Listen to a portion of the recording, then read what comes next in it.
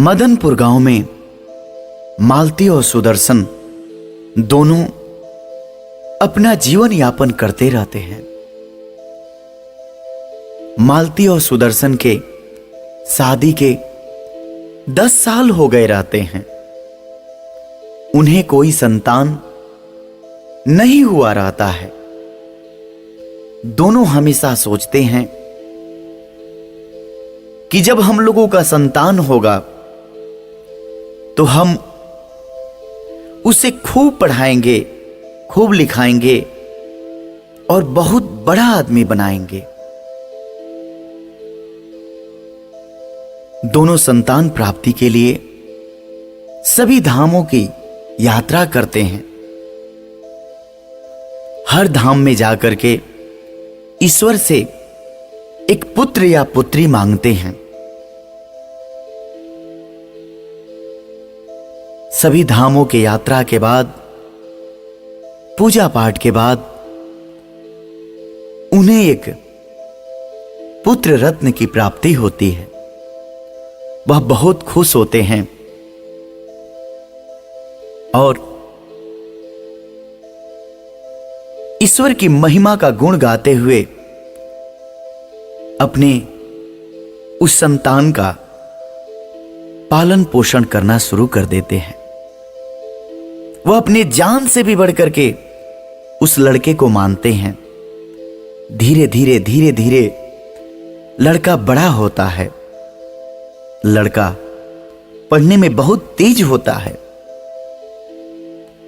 गांव के लोग बड़ी खुश रहते हैं कि यह लड़का एक दिन अपने गांव का नाम खूब रोशन करेगा। गांव की पढ़ाई पूरा कर लेने के बाद वह पढ़ाई के लिए विदेश जाना चाहता है। वह अपने माता पिता से कहता है कि मुझे विदेश पढ़ने जाना है। उसके माता पिता कहते हैं, बेटे तुम बिल्कुल चिंता मत करो, तुम अपनी तैयारी करो, हम तुम्हें बाहर पढ़ने के लिए भेजेंगे। वो एक एक पैसे एकत्रित करते हैं। पैसा घट जाता है, उसके बावजूद भी वो अपने जमीन को बेच करके पैसा इकट्ठा करते हैं और अपने बेटे को पढ़ने के लिए बाहर देश भेजते हैं। लड़का पढ़ने के लिए बाहर देश चला जाता है। वहां वह पढ़ाई शुरू कर देता है। इसी बीच उसको एक लड़की मिलती है और वो अपने जाल में उसे फंसाने लगती है।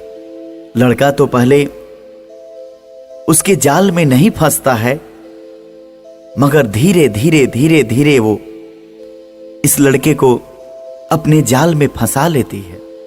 लड़का उसके जाल में इस कदर फंस जाता है कि निकलना मुश्किल हो जाता है। वह लड़की इससे हमेशा कुछ न कुछ डिमांड करते रहती है। हमेशा इसे लेकर के घूमती है। कभी कहती है ये खरीद दो, कभी कहती है वो खरीद दो। इसके माता पिता जो पढ़ने के लिए पैसा भेजे रहते हैं वह पढ़ाई के पहले ही खर्च हो जाता है। जब पैसा खर्च हो जाता है तो वो कहती है कि अपने घर से पैसा मंगाओ। लड़का अपने घर फोन करके झूठी बात बोल करके पैसा मंगाता है। पहले से ही इसके माता पिता अपने कुछ जमीन को बेच दिए रहते हैं। बाद में जो जमीन और भी बची रहती है उसको भी बेच देते हैं। सारी जमीनें खत्म हो जाती है। लड़का उस पैसे को लेकर के लड़की के संग घूमते रहता है। एक दिन ऐसा आता है कि वो भी पैसा खत्म हो जाता है। लड़का फिर डिमांड करता है घर। उसके माता पिता कहते हैं कि बेटा जो पैसा था वो खत्म हो गया, अब बस जो घर बचा है वही बचा है। लड़का यह बात लड़की से बताता है। लड़की कहती है कि घर भी बिकवा दो, क्या हुआ। वह एक प्लान बनाती है और लड़के को बताती है। लड़का उसके प्रेम जाल में इस कदर फंस गया रहता है कि उसके प्लान को सुन करके वह गांव आता है और गांव आकर के अपने माँ पिता से कहता है कि मैं एक बहुत बड़ा आदमी बन गया हूं, मुझे वहां एक बहुत बड़ी नौकरी मिल गई है, वहां घर मिल गया है, नौकर मिल गए हैं, गाड़ी मिल गई है। मैं आप लोगों को लेने आया हूं। ऐसा कीजिए कि आप लोग मेरे संग चलिए और ये जो घर है इस घर को बेच दीजिए। माता पिता बड़ी खुश होते हैं कि विदेश में मेरा लड़का एक बहुत बड़ा आदमी बन गया है। वह कहते हैं, बेटा जब विदेश में तुम इतने बड़े आदमी बन गए हो तो फिर घर बेचने की क्या जरूरत है?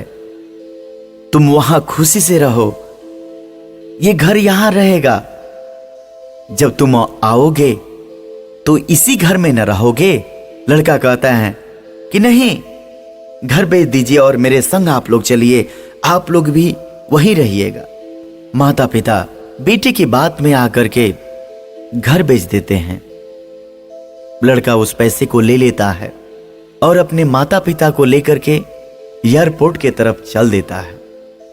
वो एयरपोर्ट पहुंचता है और कहता है कि आप लोग यहीं रुकिए, मैं टिकट लेकर के आता हूं।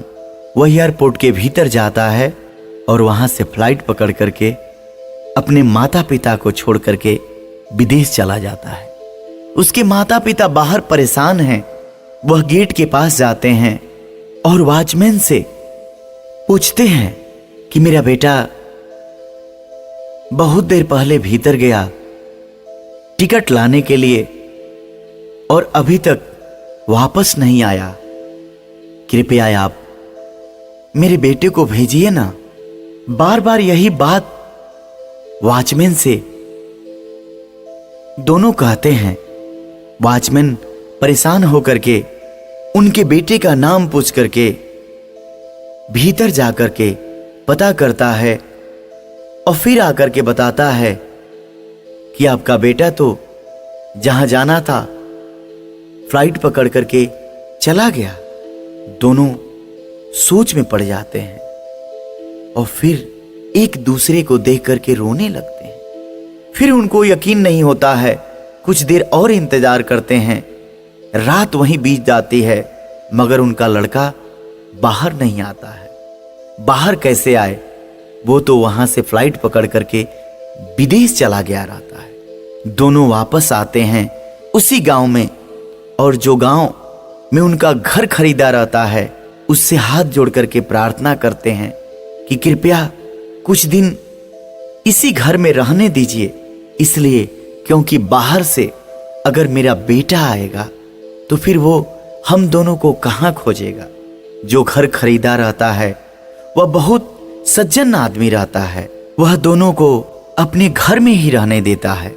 अब क्या, पिता मजदूरी करने लगते हैं। धीरे धीरे कुछ दिन बीतता है, उनकी तबीयत खराब हो जाती है और वो इस दुनिया को छोड़ करके चल देते हैं। अब माँ अकेले रहती है। माँ दूसरे के घर में चूल्हा चौका करके अपना जीवन यापन करती है, इस इंतजार में कि मेरा बेटा एक दिन बाहर से लौटकर जरूर आएगा। उधर उस मां का बेटा अपने प्रेमिका के संग मशगूल रहता है।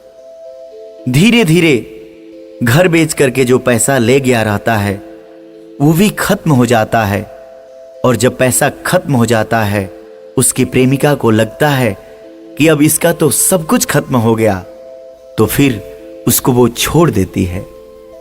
अब लड़का करे तो क्या करे, उसकी पढ़ाई खत्म, उसकी प्रेमिका भी उसको छोड़ देती है।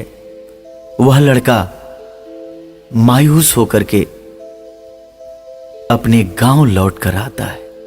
उसकी मां पथराई हुई आंखों से इंतजार में रहती है कि मेरा बेटा एक न एक दिन जरूर लौट कर आएगा। बेटा गांव तो आ जाता है मगर गांव में प्रवेश के पहले बहुत सोचता है, किसी तरह अपने घर की तरफ चल देता है। जब घर पहुंचता है मां उसको देखती है, सब कुछ भूल करके अपने बेटे को गले लगा लेती है, प्यार करने लगती है, पुचकारने लगती है और बेटे से कहती है, बेटा हम लोगों को छोड़कर कहां चला गया था? क्या हो गया था तुमको? मां एक भी बार अपने बेटे को दोष नहीं देती है और गले लगा करके रोने लगती है। बेटा भी मां को गले लगाकर रोने लगता है और मां के चरणों में गिरकर माफी मांगने लगता है। मां तो मां होती है। मां अपने बेटे को उठाकर सीने से लगा लेती है। कहानी यहीं समाप्त होती है। मां की ममता के बारे में क्या बखान करना, मां तो मां होती है। मैं आप सभी से हाथ जोड़ करके निवेदन कर रहा हूं कि कभी भी अपनी मां, अपने पिताजी को कष्ट मत दीजिएगा। दुनिया के सारे धाम मां और पिता के चरणों में होते हैं। जो संतान अपने मां को, अपने पिता को कष्ट पहुंचाते हैं, वह जीवन में कभी खुश नहीं रहते। इसलिए अपनी मां और अपने पिता से प्यार कीजिए। नमस्कार।